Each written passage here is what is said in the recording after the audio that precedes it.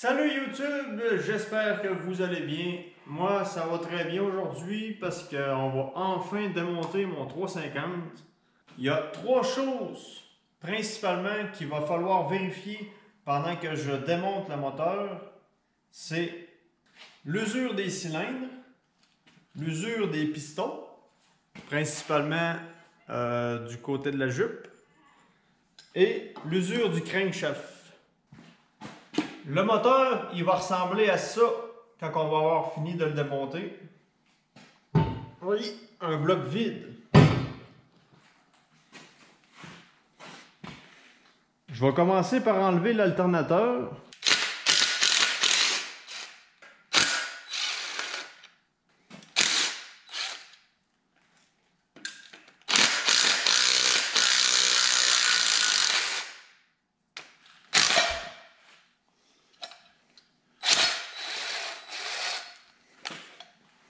Là, je vais enlever ma ligne d'essence qui part de la pompe en bas et qui arrive au carburateur. Vous voyez, quand j'essaie de dévisser la petite botte qu'il y a là, le tuyau veut tourner avec. Pour éviter ça, je vais tenir ça avec un autre clé ou des vis-grips, des pinces qui barrent, puis ça devrait régler notre problème. J'ai pris des vis-grips.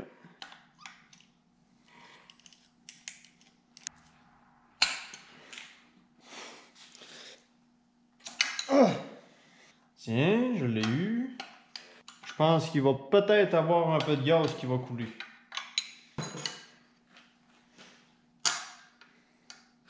Là, je vais enlever celle-là d'en bas.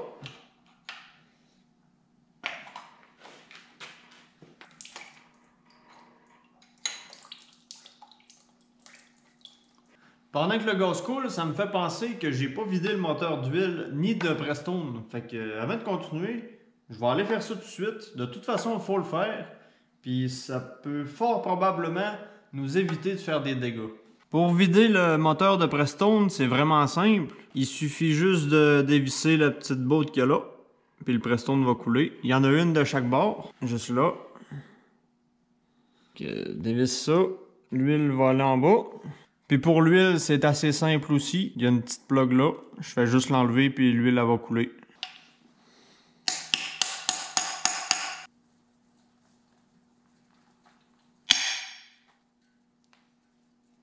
C'est donc mais raide. Oh, ça doit être rouillé comme beau.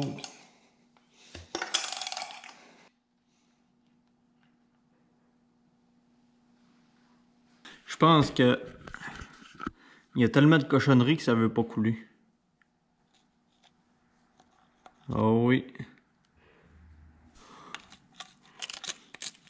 Il y a trop de marde. Oh mon dieu.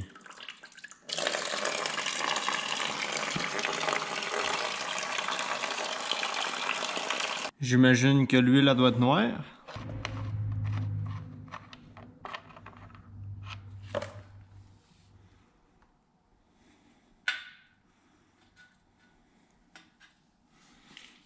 Il n'y a pas l'air d'avoir de morceaux de fer ou peu importe. L'huile est quand même vraiment noire. Là, j'ai enlevé l'huile et le Prestone. Je vais aussi enlever le filtreur à l'huile.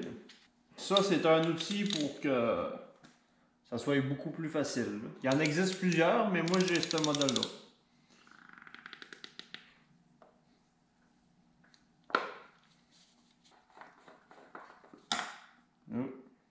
J'ai enlevé l'huile puis le Prestone, fait qu'on peut continuer. Là, je vais enlever le carburateur puis mon distributeur.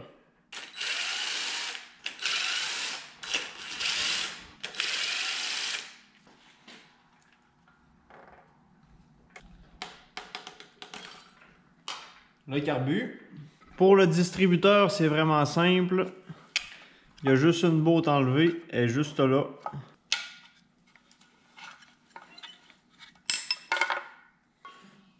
J'enlève le distributeur. OK. Maintenant, je vais enlever mes couverts de valve.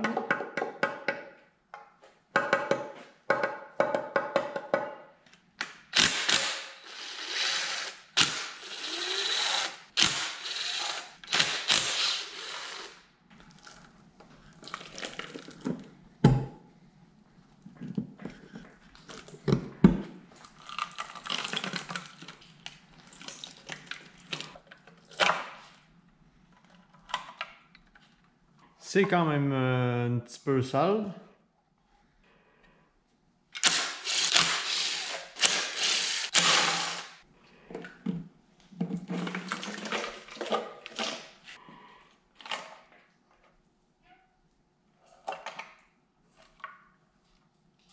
Bon, mes couverts de valve sont enlevés. Là, je vais enlever la pompe à eau.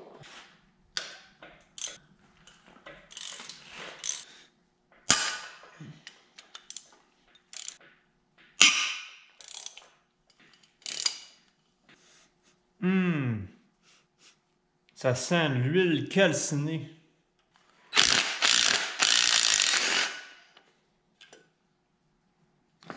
La pompe à eau est enlevée. Là, je vais enlever l'intake.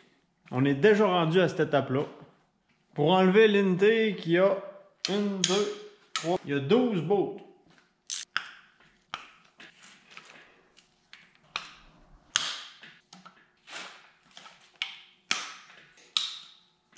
Bon, j'ai enlevé les 12 bolts. Là, on va prailler un peu parce que les gasquettes sont souvent collées sur des vieux moteurs comme ça.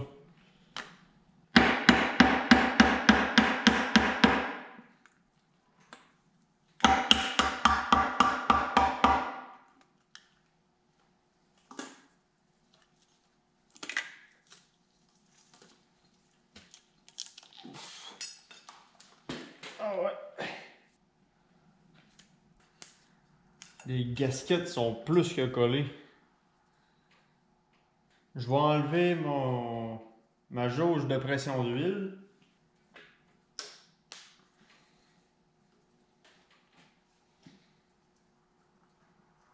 Là, je vais enlever mes 16 bolts de rocker. Ça se trouve être eux autres. Il y en a 2 par cylindre parce qu'il y a 2 valves. Ça, c'est des lifters, push-rod, rocker.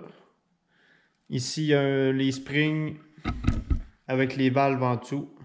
Puis, il y a le camshaft en dessous des lifters. Dans le fond, le camshaft pousse les lifters. Puis, en même temps de faire monter la push-rod, il y a de l'huile qui passe dans la push-rod et qui vient lubrifier ici et ici. Et ensuite, le mouvement il est transféré aux valves. Donc là, je vais enlever les 16 bolts de rocker.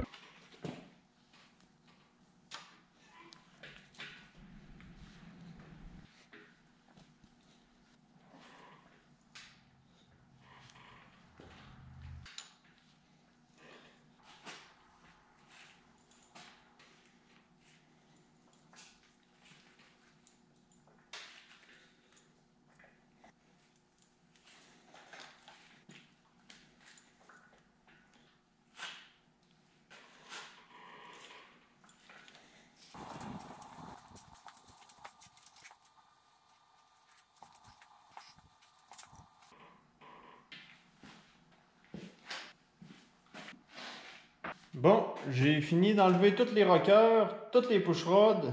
Je les ai toutes mis là, dans l'ordre. Donc ça, c'est ma tête droite. Ça, c'est ma tête gauche. Je vais maintenant enlever mes têtes. Donc, il y a 1, 2, 3, 4, 5, 6, 7, 8, 9, 10, 11, 12, 13, 14, 15, 16, 17 bolts de chaque côté.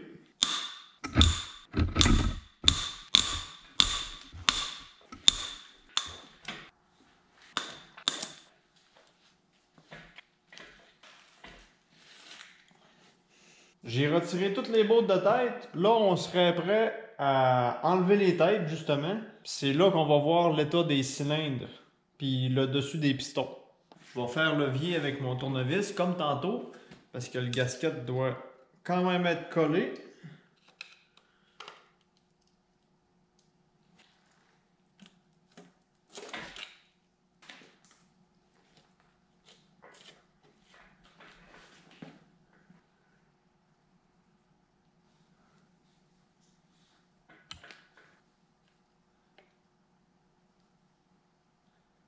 Je vais vous avouer que je suis agréablement surpris. Je m'attendais vraiment à pire que ça. Les pistons sont même pas croûtés ou presque pas. Tandis que les cylindres sont même pas rayés. Ça, c'est une maudite bonne nouvelle. On va aller voir l'autre côté à cette heure.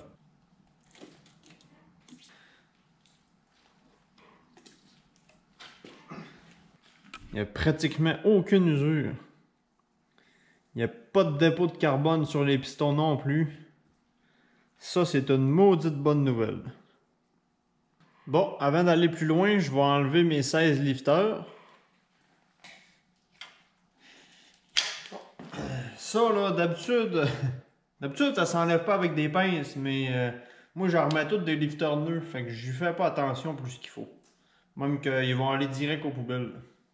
Là, je vais enlever ma poulie moteur. Après ça, je vais enlever mon couvert de chaîne de timing. Pour enlever la chaîne de timing, qui est fort probablement lousse, pour pouvoir tourner mon camshaft, pour enlever mes lifteurs, ça va être beaucoup plus facile. Parce que ceux-là qui sont flush, je suis pas capable de les attraper pour tirer dessus. Fait que je vais commencer par ça finalement.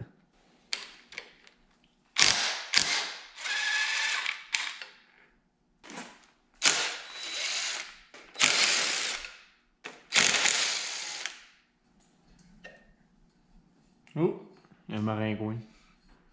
Bon, pour enlever cette poulie-là, ça prend un pouleur. Comme celui-là. Moi, c'est le pouleur Jet.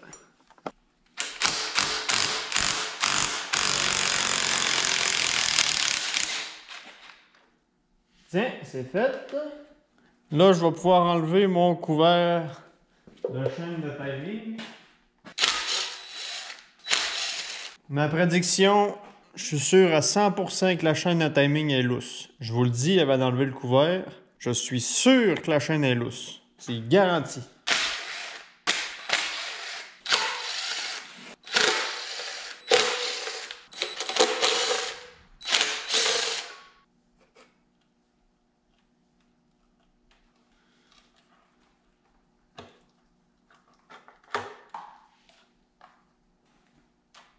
Ah! Ben voyons donc. Ah! Checkez ça. C'était ça mon problème. Calvaire. J'ai jamais vu ça aussi lousse. Bon, là, je vais enlever les 3 bottes que là. Pour enlever la chaîne, comme ça, je vais pouvoir tourner le cam pour enlever mes lifteurs.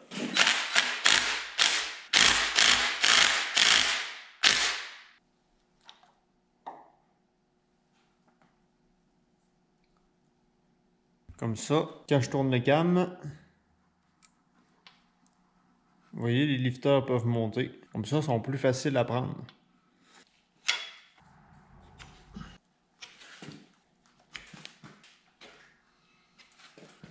Oh, ça, c'est pas super. J'ai un lifter sur 16 qui est vraiment usé. Je sais pas si vous le voyez. Il y a même des coches. Bon, j'ai maintenant enlevé tous les lifteurs. Là, je peux enlever mon camshaft. Avant de pouvoir enlever mon camshaft, il faut que j'enlève ma pompe à gaz. Fait qu'on va enlever la pompe à gaz tout de suite.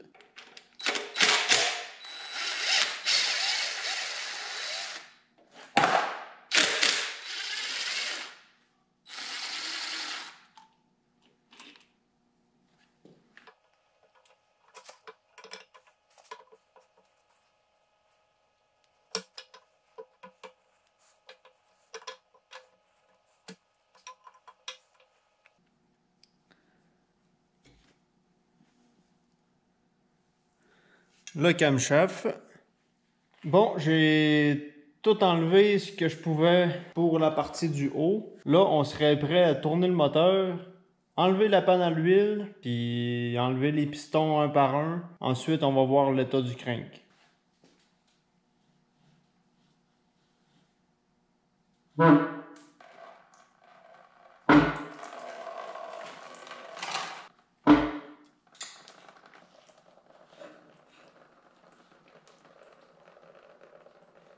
Bon, pour enlever la panne à l'huile, il y a 20 bottes.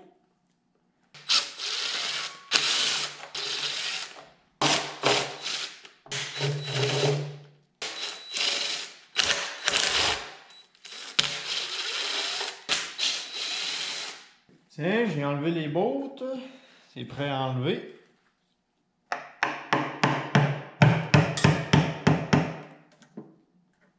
Là, on va découvrir le crankshaft. Urk! Regardez ça. Ça, c'est la preuve formelle que le changement d'huile n'a pas été fait souvent. Ah, c'est dégueulasse. Bon, ça, c'est mon crankshaft. Pompe à l'huile. Il n'y a pas l'air d'avoir de morceaux de fer dedans. Je vais commencer par enlever la pompe à l'huile. Après ça, on enlève les pistons.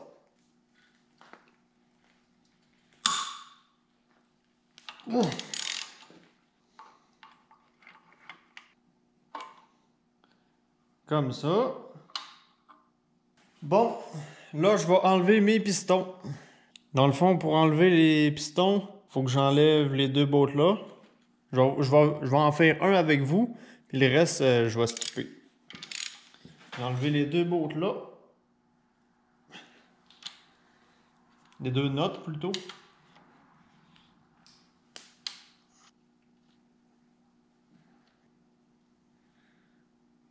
Ça, c'est souvent collé.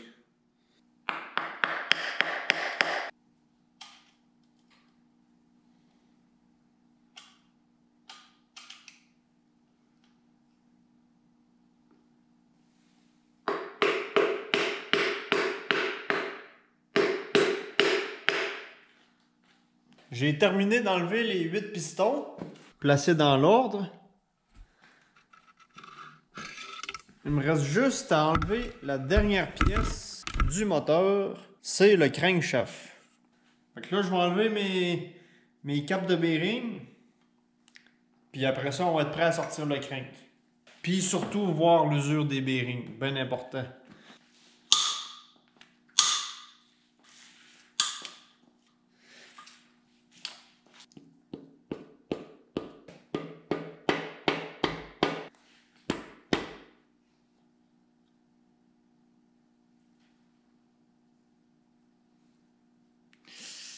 Oh! Attendez, je vais enlever l'huile. Voyez-vous, là, toutes les petites rayures? Ça, c'est vraiment pas bon. Surtout celle-là, là. Il y en a une grosse profonde, là. C'est sûr qu'ils sont toutes comme ça. Toute la gang.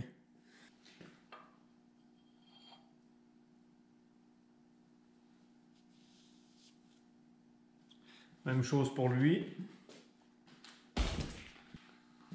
Vous voyez-tu là comment c'est important de faire les changements d'huile au kilométrage recommandé? Regardez ça l'usure que ça a fait.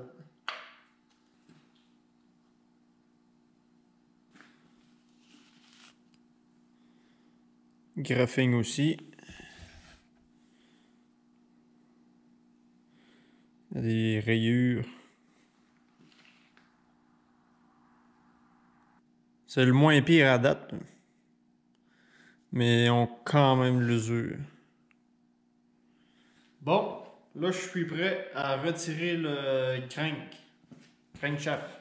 C'est une pièce quand même lourde.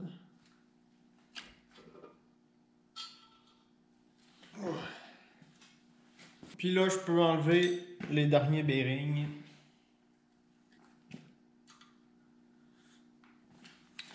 Ils ont l'air moins pires. Le moteur est complètement démonté. Il reste juste les pattes de moteur. Puis cette cochonnerie-là. Les verdicts sont moyennement bons. Les cylindres sont pas usés. Ou en tout cas, à l'œil comme ça, il n'y a aucune rayure. Ensuite, il y avait deux lifters pratiquement défoncés. Ce qui a usé les bearings du camshaft. Et pour ce qui est du crankshaft, les bearings sont tous usés aussi parce que le moteur, les changements d'huile ont été négligés.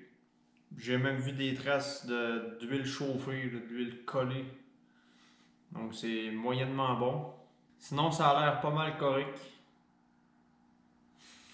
Je vais faire le tour rapidement avec vous. Ça c'est les bearings de Rod. Je sais pas si vous le voyez. Il y a une grosse graphing là. À peu près là. Ben ça c'est vraiment pas bon. Puis ils sont pratiquement tous rayés comme ça. Ça c'est parce que le moteur a soit manqué d'huile, soit que l'huile a chauffé, ou que comme je dis, les changements d'huile ont été négligés. Même chose pour les bearings de crank. Les bearings de crank sont quand même moins pires, mais ça reste qu'il y a de l'usure. Ça, c'est pas grave. Ça, je le changeais de toute façon. Mais si les bearings sont usés, normalement, le crank a dû user un peu aussi. Vous voyez, il y a des rayures. Puis pour ce qui est du cam, il y a eu des traces d'huile brûlée aussi. Ça, c'est le cam qui était dans ce moteur-là. À regarder la différence. Vous voyez les taches d'huile brûlée, là? Ça, c'est pas bon. Pour ce qui est des têtes, elles sont relativement belles, sauf que j'en ai pas besoin. Bon, pour conclure cette vidéo, je m'excuse d'avoir moins filmé peut-être ce que je faisais, puis moins expliqué. C'est parce que c'est un peu de la découverte pour moi, puis... Ben, pas de la découverte, j'ai déjà fait d'autres moteurs, mais je crois que c'est mon premier réellement que je refais au complet comme ça. Puis j'étais vraiment concentré à savoir quelle pièce qui allait où. Ben, encore là, je sais pas mal toutes les pièces où ce qui vont, mais je veux dire, je voulais pas manquer de détails importants, tu sais. Fait que j'ai vraiment concentré mon énergie à ce que je faisais plutôt que la caméra, mais je voulais quand même le filmer. Donc, en gros, c'est pas mal ça. Puis pour ce qui est du moteur, ben, je m'attendais à mieux, c'est sûr, mais en même temps, ça me dérange pas trop. Là. Les cylindres sont beaux, ça c'était vraiment crucial pour moi. Ensuite de ça, il y a les bearings du cam à changer, ça c'est un peu plate. Je peux pas le faire moi-même, mais en tout cas, j'ai pas les compétences. Donc ça, je vais le faire faire par une shop.